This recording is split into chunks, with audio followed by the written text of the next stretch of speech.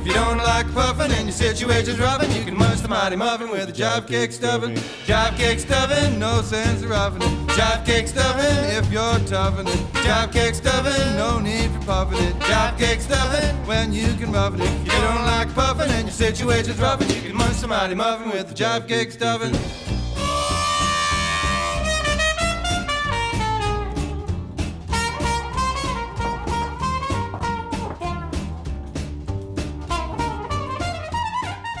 Hello there, how are you? I'm Watermelon, and welcome to my new cooking show, Baking a Fool of Myself.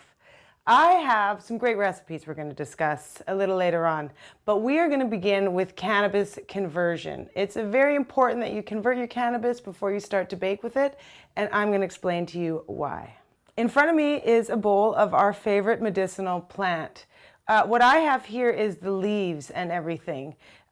You can use the buds if you want to, but they're generally cured for smoking and they're very expensive, only if you don't have access to the leaf. The leaf, you can use lots of it and you can generally get a lot of it. And if you get it, you might want to pull any big twigs out of it, but you know, you can use almost everything that's in there.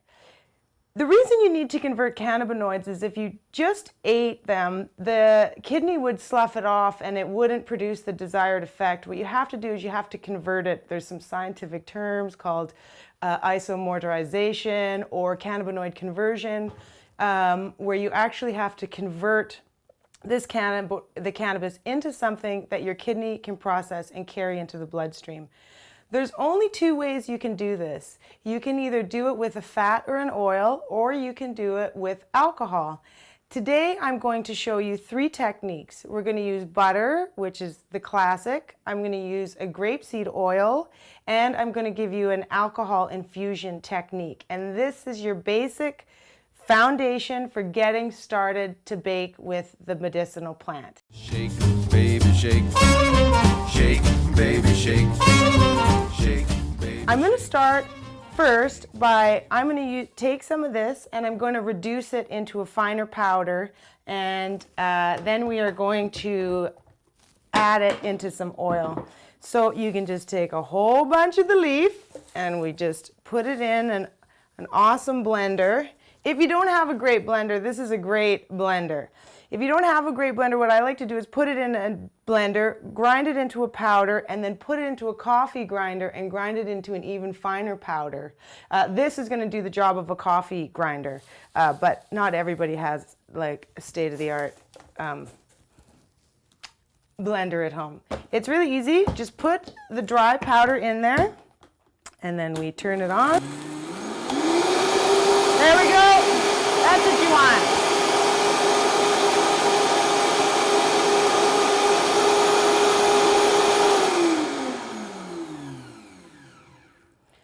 I like to get it really nice and fine because I like to leave the herb right in the baking. Some people like to extract it, and you can do that if you like.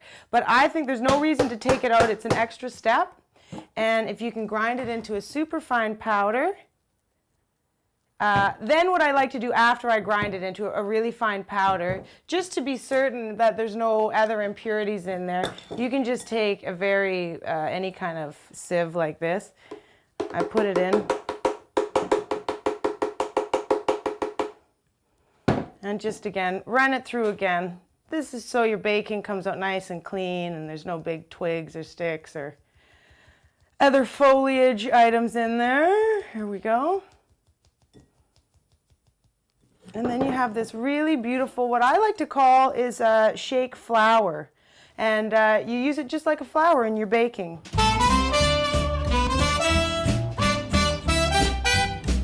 Jive up. Jive up. The first thing I think we're going to do is I'm going to show you how to convert this in butter. So very simply, we are going to cook it in a pot on the stove. You put that there. I'm making a recipe today that serves about 16 to 18 people. So a good rule of thumb is how much, when you want to have a serving size or portions, a good rule of thumb is generally about a half a gram to, if you really want to go hardcore, a gram, but I would not exceed a gram. I usually like to go about half gram, 3/4 gram per serving. So if I'm serving 16 people, that'd be, I'm going to put in 10 grams, and I'm just going to put it in a scale, weigh up 10 grams. Oh, it's 11. It's fine. We'll weigh up 11 grams. You can put that into your pot, and you get butter, and you just put the butter in the pot. Here we go. And then I'm going to take it to the stove, and you're going to put it on low, and you're going to saute it on a really low heat for maybe 30 minutes at most, and this will start it converting. And then what will happen later is we'll actually put this butter into our baking, into our recipe, and then it'll go in the oven, and then it'll get converted again. The conversion keeps happening as the herb gets heated up in the fat. So let's go to the stove. I'm going to turn this on low, and you just can leave that there and let the butter melt and let it slowly simmer down.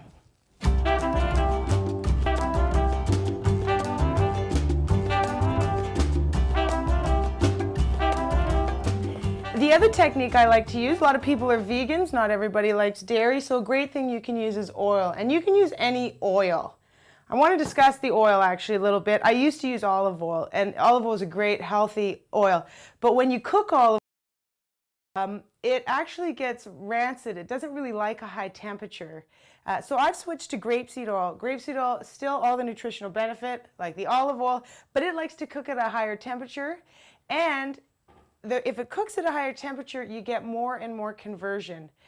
I'm going to give you a little, this is a little bit technical about this cannabinoid conversion, but you want to cook your plant matter with your oil. You just want to bring it up to a boil. If it gets too hot and starts burning off and you see smoke, you've actually passed the conversion point and now you're burning it off, right? So you want to convert it to something called delta-9 tetrahydrocannabinol, blah, blah, blah, as the scientists say. So that's why I use a grapeseed oil. It takes a higher heat without burning it off, therefore you get a better conversion. And I'm going to show you the greatest technique for this. Whoever invented the crock pot should get an award, because the crock pot is a great way to cook without being there. So all you need to do is take some shake. I didn't grind enough. I will quickly grind some more. Put it in there. It's going to be messy. It's always messy in the kitchen.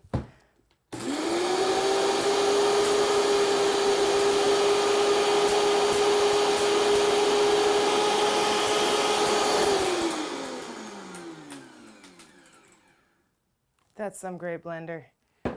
Let's quickly make sure it's sifted through.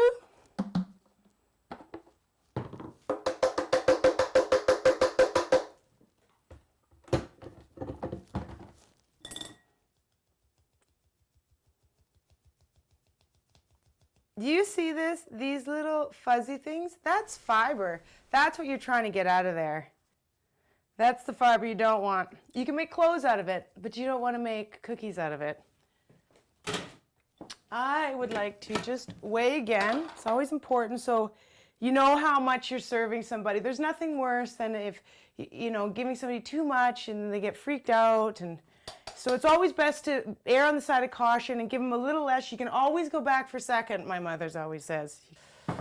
I have 25 grams of shake there. The crock pot, excellent invention. Throw it in there. Throw your oil in there. Put the lid on. We just plug it in. I'll plug it in there, and then you can just leave it. Just leave that to cook. You want to leave it to cook for about 4 or 5 hours. Put it on low. You're going to occasionally want to stir it. Throw a little love in there, because all baking needs a little bit of love. And then you can come back a couple hours later, and you're ready to bake some fabulous recipes. Cool out. Cool out. Cool out. And always smoke the best. Our third cannabinoid conversion technique today is going to be an alcohol extraction. And what you're going to need for alcohol extraction is a couple of mason jars. You can get them anywhere. And before I begin, I like to mark the mason jars with which booze is put in there and what the date is. And you'll find out later why this is important. So just take some tape and mark on the lids. And this one, I'm going to put brandy.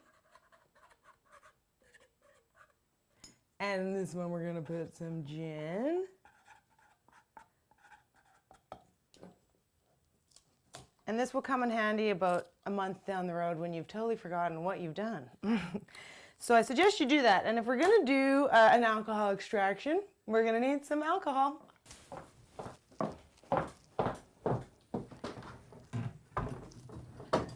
A little gin and a little brandy. You can actually use any alcohol you like. I once used black Sambuca.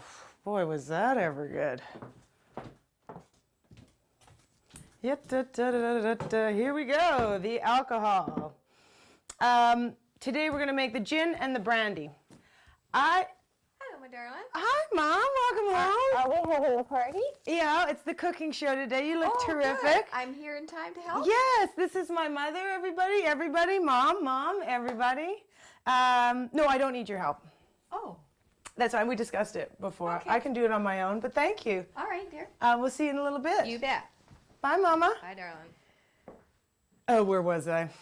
That was my mom. She's cute. This is a very simple thing. All you want to do for this technique is fill the mason jar full of leaves. And when you're extracting in alcohol, you can put twigs, everything. Everything can go in there. You can pack it tight. We just fill that one.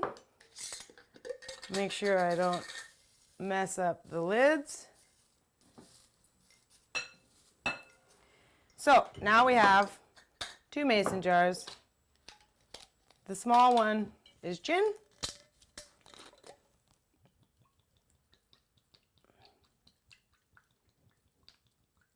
You just want to cover over all the botanicals on the inside. Put the lid on there. And we're making a brandy extraction today. Could I hear brandy, darling? Could I? Yeah. A little, please? Just a little sniff there for you. That'll be nice, thanks. It's barely lunchtime.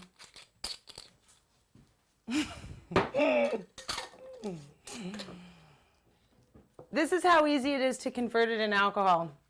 And I'm going to show you some techniques a little later, what you can do with this alcohol. You can drink it straight, but I'm going to show you some recipes you can put it into. Put your lids on nice and tight, and you're going to put this in. You actually want to put it just put it away in a dark place.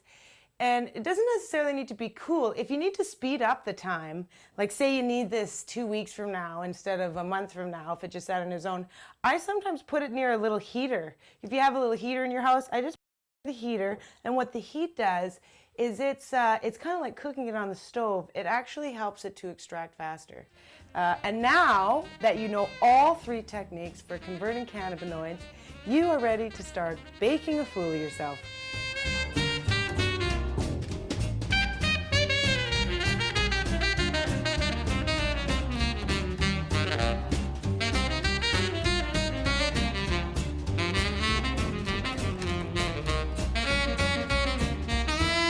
Job cake stuffing, job cake stuffing, job cake stuffing, job cake stuffing. If you don't like puffin' and your situation's roughin', you can munch the mighty muffin with a job cake stuffing.